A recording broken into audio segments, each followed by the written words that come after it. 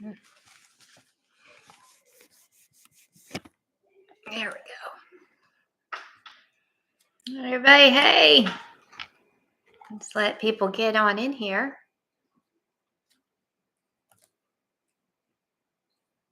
Once we let some people get in, we'll get started. But if you have questions, go ahead and put them in the chat.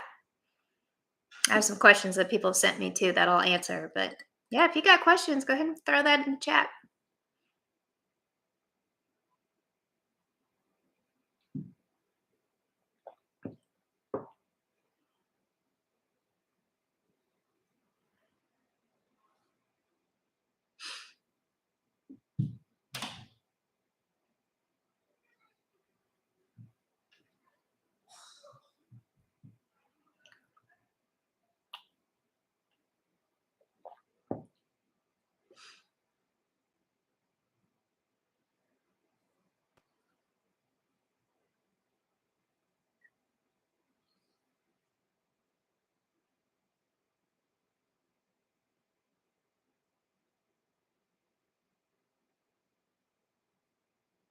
All right, so people are coming in. Some people said they might be a little late. That's okay. Um, any questions that you have, if you just type it in the chat and send it to me, I'll answer those as we go. I also have like a list of questions that I've just gathered or people have sent me. And we can just go from there. I want to make sure this is more for you guys. This is something that answers the questions that you have.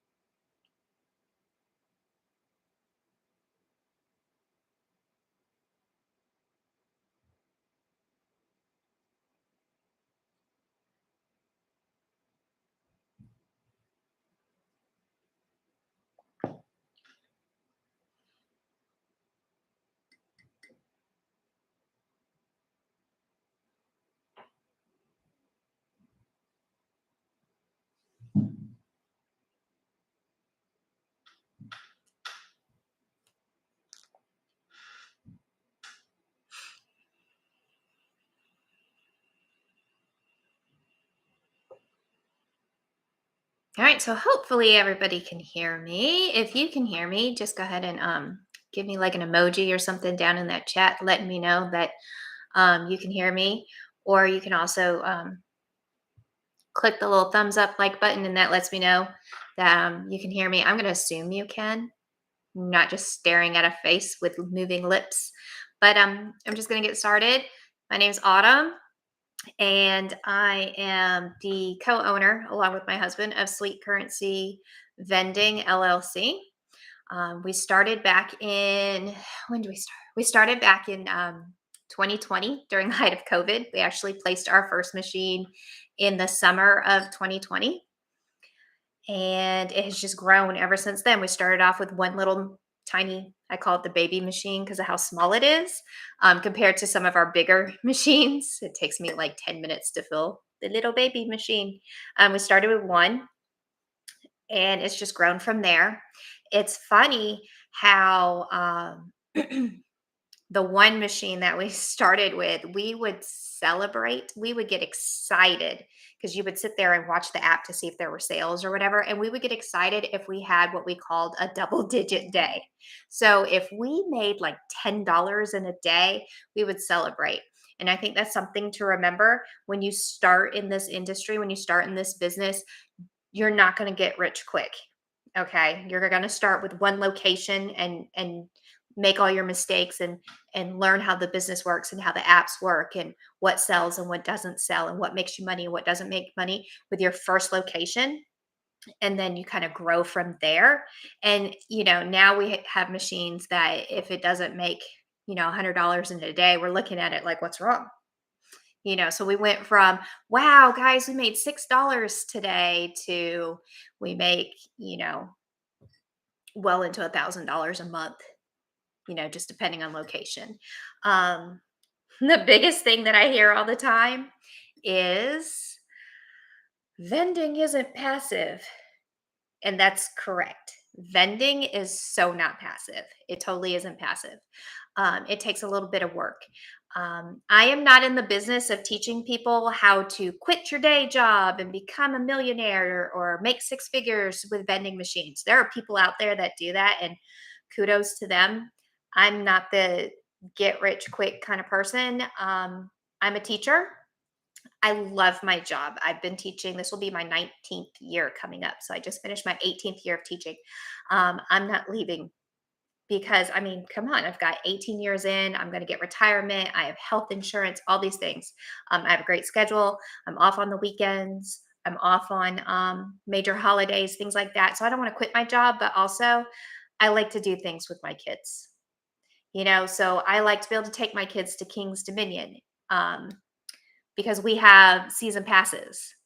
Now, if I was just on my teaching salary, we probably would forego that. That would not be a memory I could create with my kids. I like to be able to run down to Disney World with the grandparents and do like a big old money doesn't matter kind of vacation because it might be the last time that they'll be able to, move through a Disney park after their grandchildren.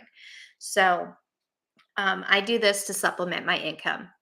I do this because I don't want to quit my day job. I just want to supplement my income. So honestly, I have 5 locations. I have 5 locations, and that's enough to supplement our income so that we live the lifestyle that we want to live without without having to quit our day jobs. Because my husband has a great job. I have a wonderful job. I don't want to quit my job, but I also would like some extra income. If you are, how do I get 100 locations and I want to make $100,000 a year, in 3 months, like I'm not for you. There's some people out there that do that, and you can keep searching for them on YouTube. But if you just want to be able to do this kind of thing to bring in extra income, I'm your girl. Why do I do this? Because it's on my schedule, 100%. I'm not reporting to somebody. I'm not clocking in. I'm not working at Kohl's or J.C. Penney's, standing on my feet all night, trying to make, $20 an hour, working for somebody else, having them call me up and be like, can you work this weekend? I know you asked for that weekend off. No, you can't. You got to work during the holidays. None of that.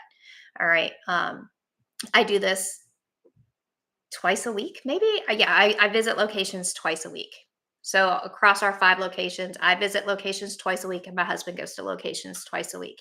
He goes on the weekends, and I usually go after school because I'm a school teacher. I go after school, um, so it fits into our schedule. We go on Sundays after church. That's when we go and purchase our products. Big question: where do you buy your products? I get my products from Sam's Club. I like Sam's Club because of the resale value of the items. So you could buy a box of Swiss rolls. You could buy a box of Swiss rolls at Sam's Club, and they're packaged for resale. So it says Swiss roll on every single package in the box. But if you buy that from, say, Costco, because I have a Costco membership too, you buy that from Costco, it comes in a clear plastic bag. So unless you know what you're looking at, it doesn't say anything. So that's why I like Sam's Club. They have a lot of items for individual sale. We have 5 locations. We do a great volume of sales, but I have still not seen the need to go for the big box stores that you see online because one, I don't have the storage for that. I keep my things down in the playroom. So I have a wall in my playroom that's full of chips and cookies and things like that. And then in my garage on some shelves in the walls where I keep all my drinks and bottles. And I don't want to have to go get storage. Like I don't want to, that's an expense I don't want to pay. So we don't go where you buy like a truckload every 3 months or something like that. One, I'm not lifting all those boxes all at once. Oh my gosh. So when they say vending isn't passive, so true. Vending is not passive. You do have to have a good back. If you don't have a good back, you need to have somebody helping you that has a good back because you will be lifting cases of Coca Cola or cases of Pepsi. Um, so, not passive, but definitely doable. So, the guys that are here, go ahead if you have any question at all, just put it in the chat and I'll answer it for you. Um, let's see. So, I told you guys where I started.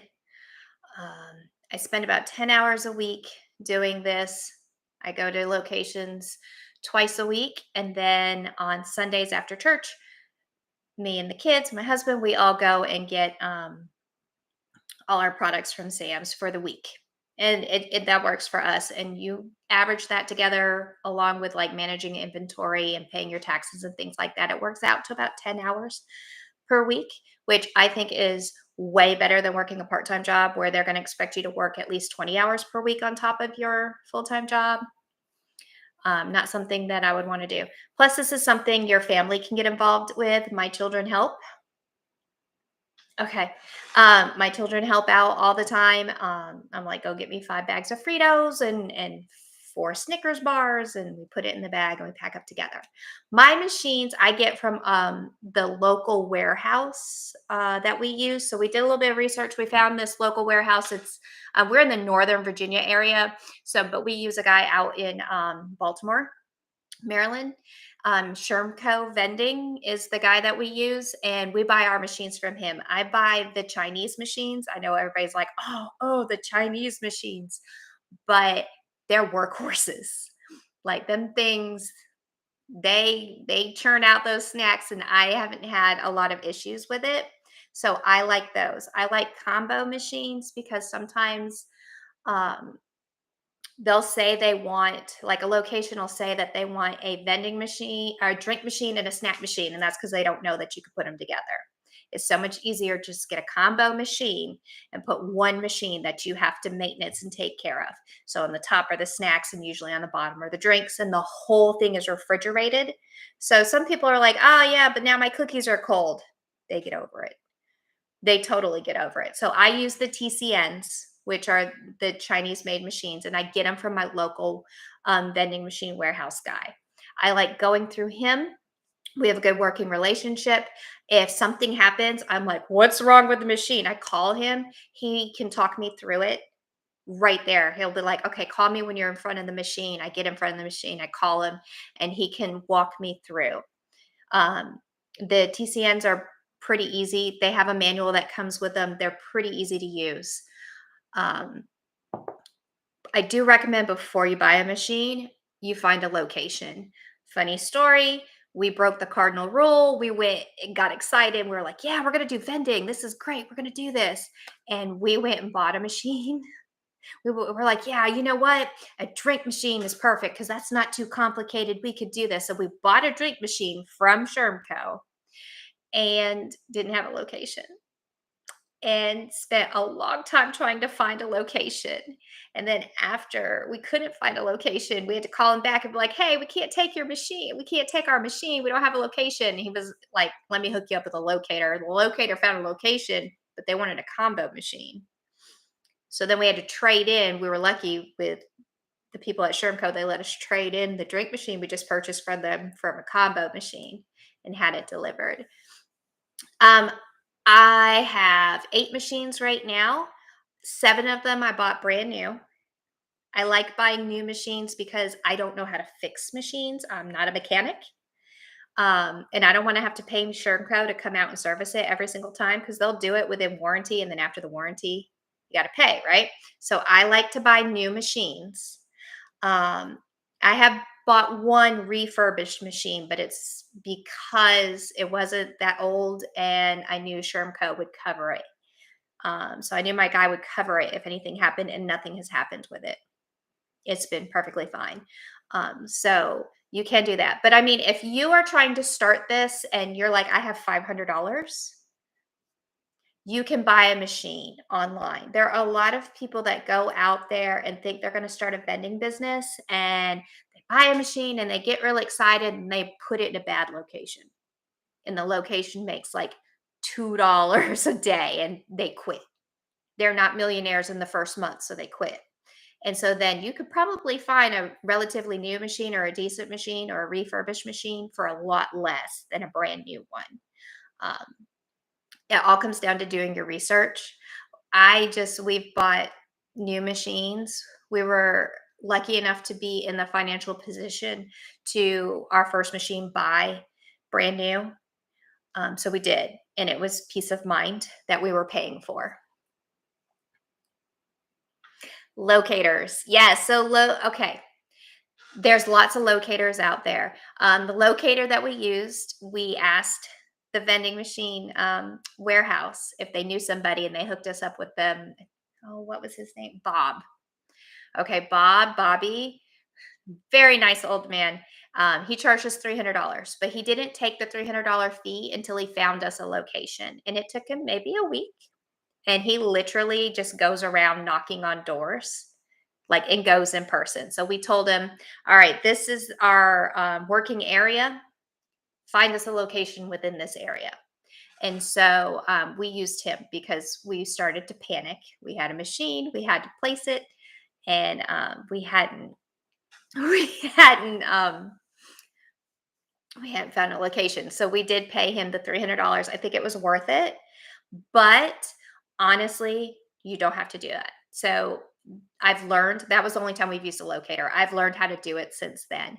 And so my secret sauce is a basket full of goodies. So I go to locations where I think they might want a machine, or maybe they already have a machine. Um, and I fill up a basket, and I put just random stuff out of the inventory, a Red Bull, a bottle of Diet Coke, just a bunch of goodies in there. I put my business card in there, and then I put a flyer in there, and the flyer says something like, "Are you happy with your vending services?" So every location that I have, I've I've replaced a vending provider. Um, it's not as cutthroat as you might think it is. Usually, what it is most areas have one of the two major national chains. So if you start walking around and looking at vending machines in certain areas, you'll start seeing that they have the same sticker on them. They're all owned by the same company. Um, and I've taken locations from them because maybe that location wasn't making enough money for them to care about. So they weren't servicing it, or maybe they were low staffed. A lot of people haven't had enough staff to go around and service all their machines. And so locations were being neglected.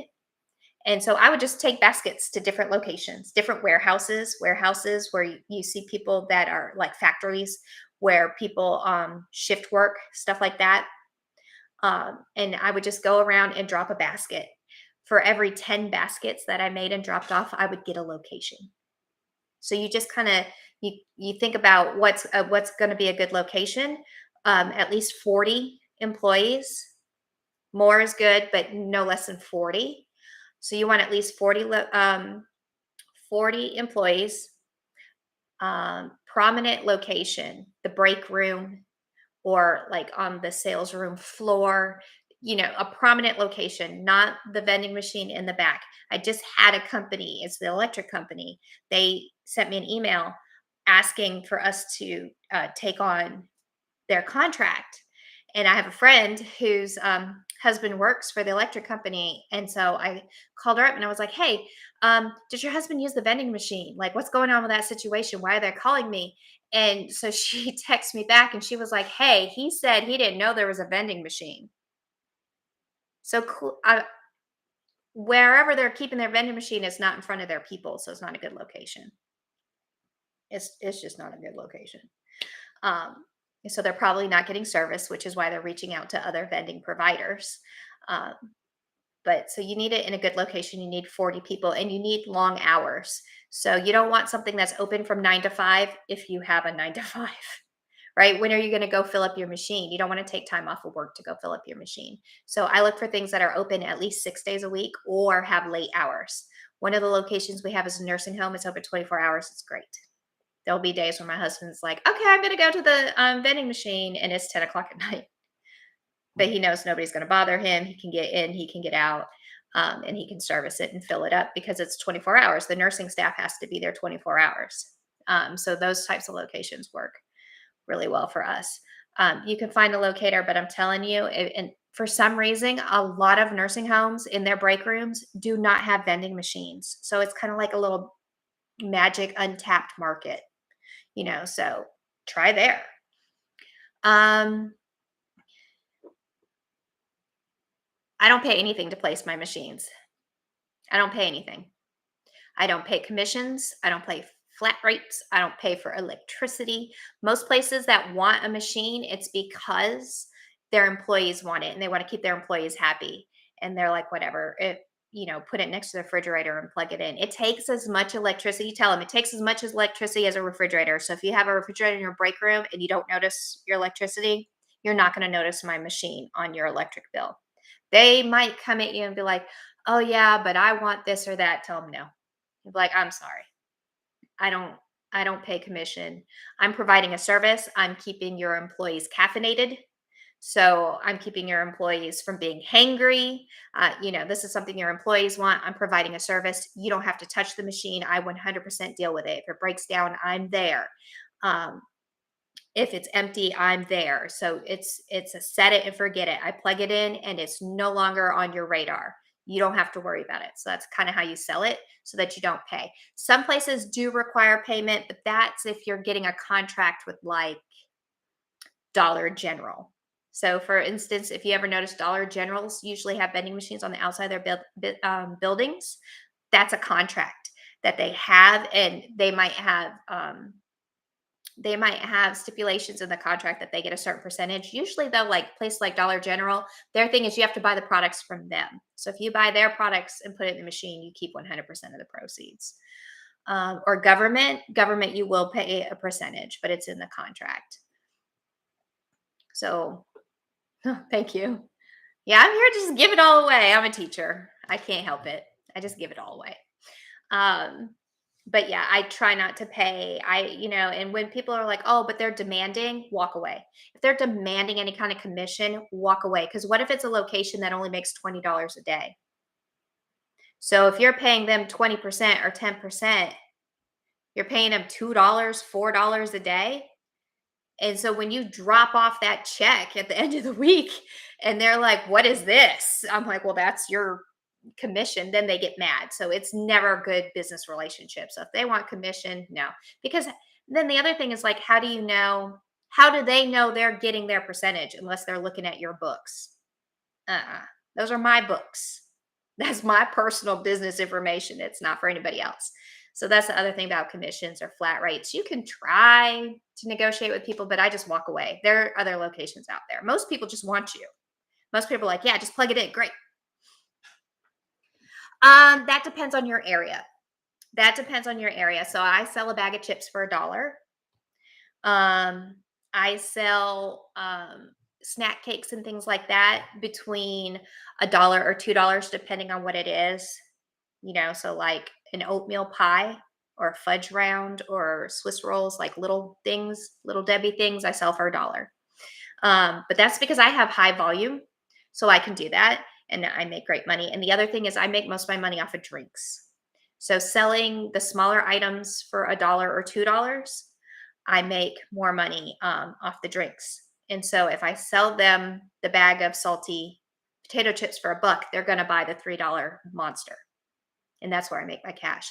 So like a bottle of water costs me maybe 16 cents. Once I add the tax and everything, 16 cents a bottle, I sell it for $1. That's a huge markup. So I make a lot of money from um, drinks. So that's why I like combo machines too, because you sell them something salty and then they buy the drink. Or they want something sweet, but then they need the caffeine. So I sell monsters for $3. Usually, what you do is you figure out how much it costs you, and then you double it. So if a bag of chips costs me 36 cents for a bag of chips, then you would double that, but you're not going to do you know 66 cents or whatever. So I just rounded up to $1. So if you double it, you're in there. You try not to gouge people. I know when you go to hotels and stuff, you'll see a bag of chips for like 2.25 or something like that. But when you're in a hotel, you kind of expect it. But if you're trying to service a community of, hardworking people like nurses who just need that sweet snack, you're not there to be greedy. What's that saying?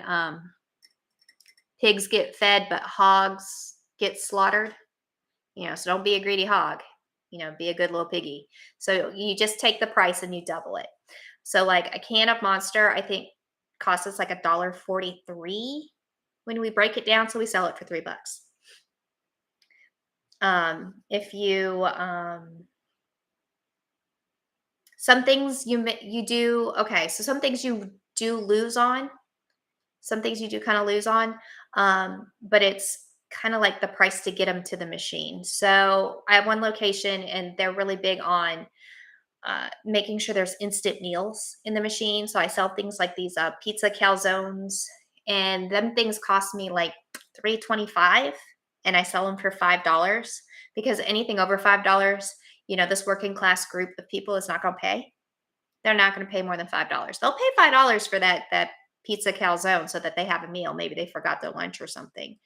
Um, and it's what is it called? I think it's called like a loss. It's like a stock loss or something like that. And it's just what you do. So Costco does the same thing. So at Costco, the roast chickens are like the cheapest on the market and they're the best. Actually loses money on selling those rotisserie chickens, but they got you in the door with the chicken. And then you went and spent $200 on everything else. So it's kind of some things you will lose money on, but it's worth it just to get them to the machine and keep them happy. As long as you keep your location happy, you're good. Nobody's going to be able to come in and scoop your location. Some people tell me, "Oh, don't give away your secrets. Somebody's going to come take your location." No, you're not. I make friends with a front desk lady. I drop her a free cookie or a free can of Coke, every other visit or whatever. There's another one. I sit there and talk to her. She loves to talk about how she decorates her house for the seasons. So I chit chat with people in the building. Um, yeah, I just take care of my people. If you take care of your location, then you're golden, and nobody's going to be able to come in and take it from you. You're personable.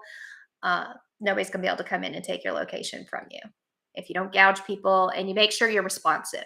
So just make sure you're responsive. Put your number on your machine. Actually, what I do is I have a QR code on my machine and it links to a Google form. So I created a Google form and I created a QR code for it. They just scan the QR code and it goes to a Google form. That Google form says, what's going on. The machine took my money is like option one, or you're out of an item is option two, and option three. And so they just pick the option. And then I'm super responsive. I immediately respond to those people and say, "I'm so sorry the machine took your money. I'm going to leave or your refund at the front desk tomorrow with your name on it." Also, I give locations petty cash.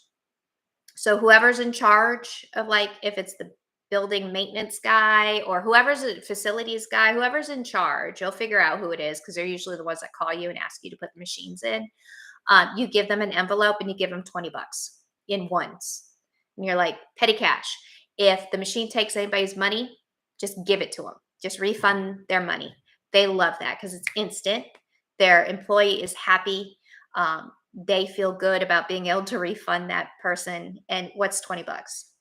You know, every so often you refill the petty cash. Keeps everybody happy, keeps your location happy. You don't have to worry about somebody coming in and scooping your location. Any other questions? I don't want to keep people on here just listening to me talk for no reason. I will say, pay your taxes. Pay your taxes. The way that you do that is you do need to register. So I 100% want you to get your LLC first. So go and get your business license. All right, register your business and put it as an LLC, or well, just incorporate it somehow. Okay, because God forbid a machine fall on somebody. If you're not a separate entity from your business, then they could come after you and your home and your cars and your life savings. But if it's a business separate from your personal, then they can go after the business, but not you. Okay, so definitely set up your business. Yeah, do that first. Okay, and then definitely pay your taxes. So the way it works is if you set up your business, you get your LLC and you list that you're a reseller, like you resale because you're selling snacks that you bought from Sam's Club or Costco in your machines, you can get a vending license with whatever state. I do not have my machines insured. I do not have my machines insured. I know, but all my machines are inside. So all my machines are inside. These things are like 1,000 pounds. And if that was to happen, then I'm sure I'm screwed. I don't know. I know there's insurance out there. It's pretty pricey because it's business insurance. But usually the insurance is for theft. So I don't put my machines outside. All my machines are in break rooms um, for employees. If you put your machines outside, you definitely want to get your machine insured. But I don't have it. I haven't needed it for the past 3 years. Knock on wood. Oh my goodness, that I'm saying that. It's probably a bad business decision, but I don't have like separate business insurance for my machines. Um, and I won't take locations that want you to put them outside just because a vending machine, unfortunately, is just, it's too enticing for drug addicts. They will break into your machine and try to take your money because, they're out of their mind trying to find money. So I do not recommend outdoors. It's just not something that I want to worry about or think about for my peace of mind. Because again, this is my side hustle and it should not be consuming, all my thoughts. Can you get insurance? Absolutely. Do people have it? Yes. Do people swear by it? Yes. I don't have it. So I don't have a lot of information on it. Both. So machines always come with being able to accept cash. And then what you do is you're going to purchase a credit card reader. There are different companies out there that have credit card readers. We use NAICS. I haven't had any problems with my NAICS. The problem with NAICS and what you'll see in all the groups and forums is that their customer service sucks. And it does. They only have 15 representatives in the company to deal with customer service. So the trick, because they're really good once you get a hold of them, but the trick to NAICS customer service is to call at 8:30 when they open and ask for a call back. And then around 10:30, somebody will call you back and help you. But other than that, haven't had any problems with NAICS. The credit card reader is 80% of my business. I know everybody likes to flash cash, and I do it too to get the clicks and views. But the cash, it's a joke. It's really not. It's just really not the thing. Nobody pays with cash. Now, with my credit card readers, they take Apple Pay, Google Pay, so you can tap your phone. And I find that a lot of people just tap their phone. I guess it doesn't hurt as much. And so and they'll spend $6, $7 in one sitting at your vending machine if you have Apple Pay or if you have, Google Wallet and all that stuff on there. So with the NAICS card readers, it comes with that. So it does chip, it does swipe, and it also does tap, and it also does the Apple and the Google tap. So 80% comes from that. They pay you out every Friday. So every Friday, the week's worth of credit card swipes, they take their percentage. Every credit card reader out there will take a percentage. It's about 5 to 6%, no matter who you go with. That's just the industry standard. That's what they all do. That's why when you go to some locations, it says you can't use a credit card for less than $5. It's because they're not making any money. If the business loses money if you're trying to swipe a credit card for an item less than $5. So because we do volume, we don't worry about it. But any credit card reader that you get the processing fee is going to be between 5 and 6%. So at the end of the week, it totals up all my machines all together. So all 8 machines all together, it totals them all up. Takes its 5%, it's like 5.9% or something like that, and then deposits it directly into my business checking account. Doesn't go into my personal checking account, goes into my business checking account. I keep everything separate. All right, for tax purposes, because you got to pay your taxes. Now, yeah, I don't recommend not having a credit card reader. That's just me, because like 80% of my business definitely comes from credit card swipes, not from cash. And the cash just gets annoying after a while because you're like, oh, I got to go to the bank. Oh, I got to count all these coins. What's that song? My money doesn't jiggle, jiggle. Well, when you own a vending machine, your money jiggles. So credit card readers, so much easier. Taxes. You pay your taxes on the back end. So on the front end, you can get service. You can get exemption. So anywhere you go, you can use your exemption.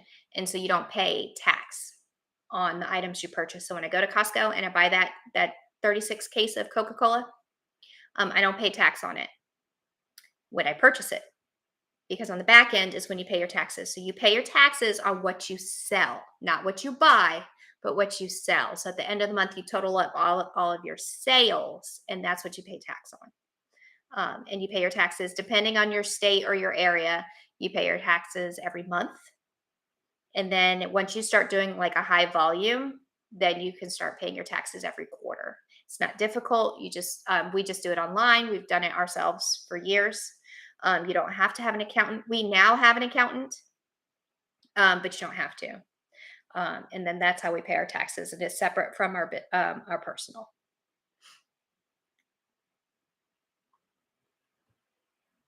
Other questions? Let me know. It's funny because I know there's other people out there watching, but they don't want to ask questions. Ask your questions. I will answer them. Okay, so we had our first machine.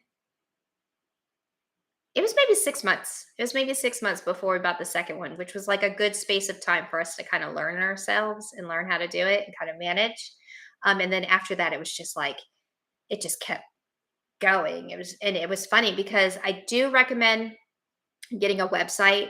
You just get one of those like free GoDaddy ones. I do recommend getting a website because people will like search vending machines in, whatever area, in Texas, in Atlanta, whatever it is. And there aren't a lot of vending machine companies that are just local to certain areas. So you'll pop up first in the Google search, and they will email you and they will ask you to, come check them out. So it just spiraled after that. So it was like we got the car lot through the locator, and we would celebrate when we had, $10 worth of sales. And then after that, we got an electric company that was out by my husband's job. And that one, same thing, didn't do too much in sales. We actually ended up pulling that one because it just wasn't making that much money. And we just moved the machine to a new location. Let's see what came after that. Oh, then we dropped baskets. So then we dropped baskets and we got the nursing home. So we got a nursing home. After the nursing home, we dropped some baskets and I got the warehouse. So this is place, and they do junk mail.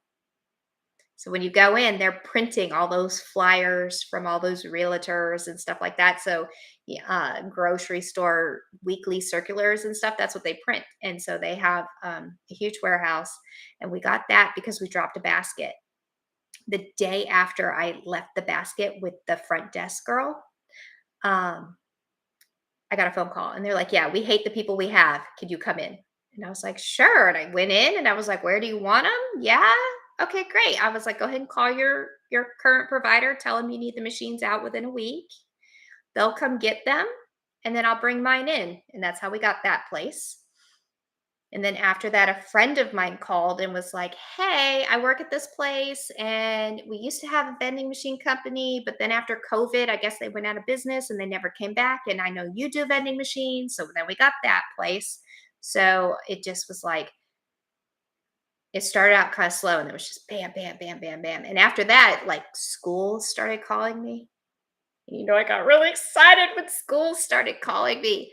But with the schools, I wasn't going to be able to service them because I'm also at work during school hours. And they were like, "No, you can't come after hours." So I had to turn that down. The electric company called and they had like 4 different locations. I had to turn that down because I was like, "Your biggest location doesn't make any money. Why would I service you?" And I just told them that we were understaffed and we couldn't do it. So it'll start rolling. Once you get yourself going, I promise it'll start coming in. And then you'll be able to start planning vacations.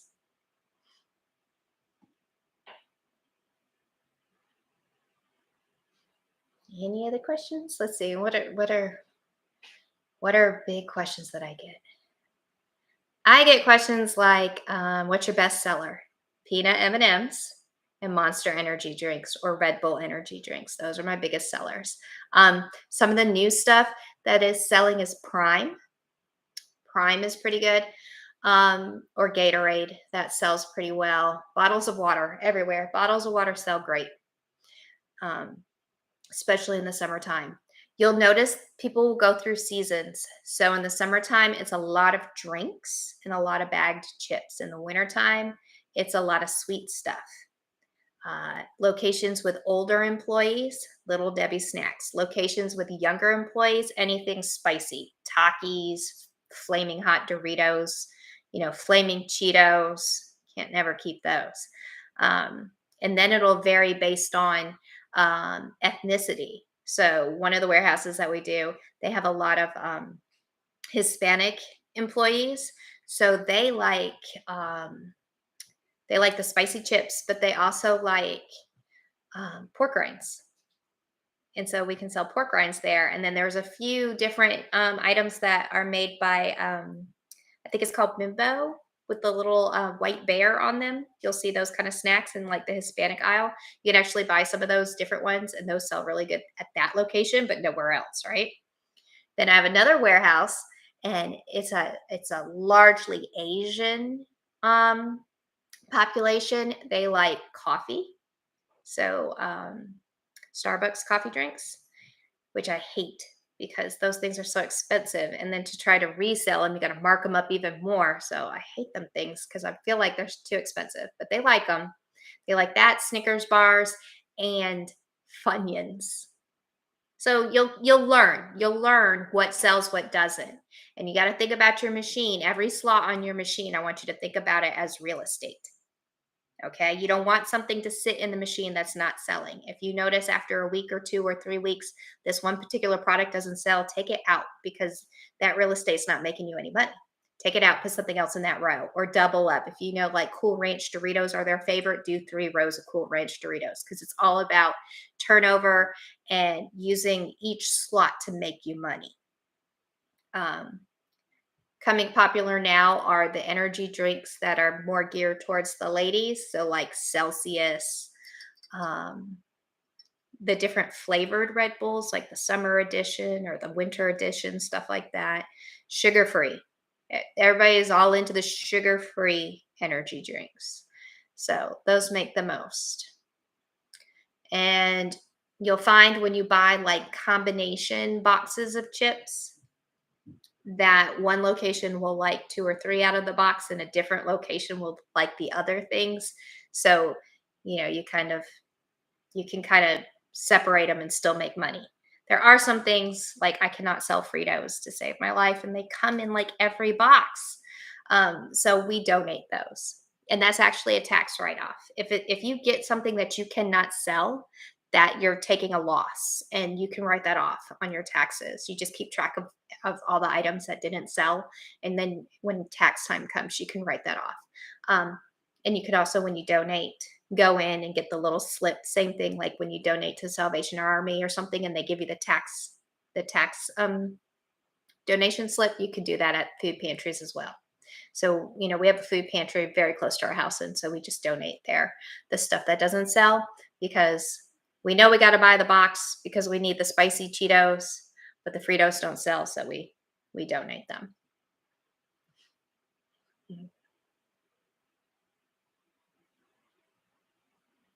If you're short, buy a step stool. So I have a whole little kit. I have a little wagon that folds. So I have a foldable wagon. I pop it open. I put my bins of drinks and everything in, and then I stack my little step stool in there, and I wheel my wagon into each location. That's kind of like my little kit. But we want a little. It's a 2-step stool that I have. The business purchased it. You know, we wrote it off as business equipment along with the wagon. What else? Oh, all my memberships are paid for through the business because that's a business expense. So I have a Sam's Club membership, I have a Costco membership, and I have a BJ's membership. And even though I can still use it for my personal, I do a separate grocery trip, to buy stuff for the household. My business pays for the membership because that's how I run my business is by shopping at those places. Also, if you have a Restaurant Depot near you, Restaurant Depot is pretty cool because there is no membership fee. You just have to have a business license. So you just have to have some LLC with an EIN number. So once you register your business with whatever state you live in, then you go to the irs.gov and you get an EIN number. It's instant. You just put in your business information. It's instant. You get an EIN number, and then you can use that. That's your business number. That's your business tax ID. It's like the social security number for your business. And if you have one of those, you can get a free membership to Restaurant Depot. So those are the places that we use. Any other questions? Also, if you have kids, there's lots of information out there about how when they're a certain age, you can open up a bank account and start paying them.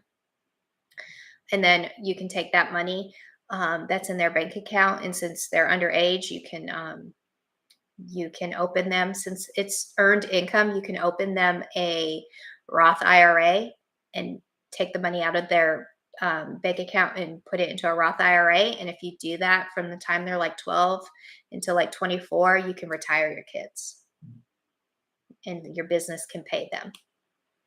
Because my kids organize the snacks, they go to Sam's Club with us, they go to locations with me. So they do work.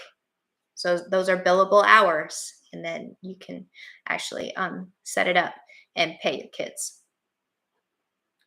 and retire them. That's one of our goals, is to retire our kids before we retire, so that whatever money they make, they can pass on to the next generation. They can do that for their kids. And so each generation will retire the next generation and build some wealth. So that's our plan. Well, I'm getting other questions. What's this question? Oh no, Mr. Sweet Currency is coming home. He's telling me to warn the children that he's coming home. I will in a little bit. We'll let him sweat. Well, if you guys don't have any more questions for me, I've kind of run out of ideas. I think we covered everything. I drop a video every Thursday. So subscribe to the YouTube channel and you'll get a video every Thursday. I have a newsletter. There's a link in the description box. If you click on that link, you can sign up for the newsletter, and I'll be sending out newsletters once a week. No spam. I don't sell it to anybody. I'm just putting my info out there. I'm an open book. You can email me, autumn.hunter@sweetcurrencyuniversity.com. You can email me questions that you have. I will email you back. I'm just an open book. I do this. It has really helped our family. It has they say money can't buy you happiness, but it can buy you lots of memories, right? And that's what I want, to build memories with my kids. And I can't do that on my teacher's salary, but I can do it with my vending side hustle. All right. So like and subscribe, everybody. And thank you so much. I appreciate it. Have a great evening. And see you guys later.